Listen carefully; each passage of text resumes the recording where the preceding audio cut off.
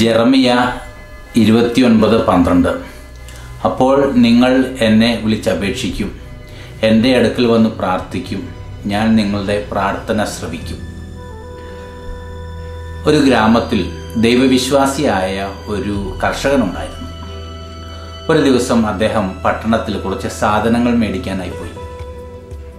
പട്ടണത്തിൽ പോയി അദ്ദേഹം ഷോപ്പിംഗ് ഒക്കെ കഴിഞ്ഞ് അദ്ദേഹത്തിന് വിശന്നപ്പോൾ ഒരു ഹോട്ടലിൽ കയറി ഭക്ഷണം കഴിക്കാൻ ആരംഭിച്ചു. അദ്ദേഹം ഭക്ഷണം ഓർഡർ ചെയ്തു. ഭക്ഷണം ഇദ്ദേഹത്തിൻ്റെ മേശയിലെത്തിയപ്പോൾ അദ്ദേഹം കൈകൾ കൂപ്പി പ്രാർത്ഥിച്ചു.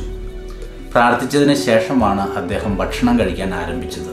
ഇത് കണ്ട ഒരു കൂട്ടം പുരോഗമനവാദികളായ ചെറുപ്പക്കാർ ഇദ്ദേഹത്തെ കളിയാക്കാൻ ആരംഭിച്ചു. അവരിൽ ചിലർ ഈ കർഷകനോട് ചോദിച്ചു, നിങ്ങളുടെ വീട്ടിലൊക്കെ എല്ലാവരും ഇങ്ങനെയാണോ ഭക്ഷണത്തിന് മുമ്പ് പ്രാർത്ഥിക്കാറുണ്ടോ എന്ന് ചോദിച്ചു. തന്നെ കളിയാക്കാനാണ് അവർ ഇത് ചോദിക്കുന്നത് എന്ന് മനസ്സിലാക്കിയ ആ കർഷകൻ പറഞ്ഞു, എൻ്റെ വീട്ടിൽ എല്ലാവരും പ്രാർത്ഥിക്കാറില്ല.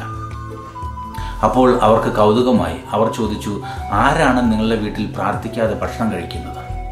അപ്പോൾ ആ കർഷകൻ പറഞ്ഞു, എൻ്റെ വീട്ടിൽ പന്നിയും പശുവും കാളയും അവർ പ്രാർത്ഥിക്കാറില്ല. അവർക്ക് ഭക്ഷണം കിട്ടിക്കഴിഞ്ഞാൽ അവരപ്പം തന്നെ അത് അകത്താക്കാൻ തുടങ്ങും. ഇത് കേട്ടപ്പോൾ ഈ ചെറുപ്പക്കാർ ഇളിഭ്യരായി.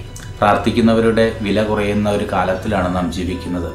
പ്രാർത്ഥനാ ജീവിതം നയിക്കുന്നവർക്ക് ഇന്ന് വലിയ വിലയൊന്നുമില്ല. അവരെ പലപ്പോഴും കളിയാക്കാനും സമൂഹമധ്യത്തിൽ അപകീർത്തിപ്പെടുത്താനുമൊക്കെ ഒരുപാട് പേരുണ്ട്. പക്ഷേ ക്രൈസ്തവൻ്റെ ശക്തി പ്രാർത്ഥനയാണ്. ഈ നോമ്പുകാലത്തിലൂടെ കടന്നു പോകുമ്പോൾ കുറച്ചുകൂടെ ആഴമായി പ്രാർത്ഥിക്കാൻ പരിശ്രമിക്കാം. അങ്ങനെ ആഴമായി പ്രാർത്ഥിക്കുമ്പോഴാണ് നമുക്ക് യേശുവിൻ്റെ ഹൃദയത്തിലേക്ക് പ്രവേശിക്കാൻ സാധിക്കുകയുള്ളൂ.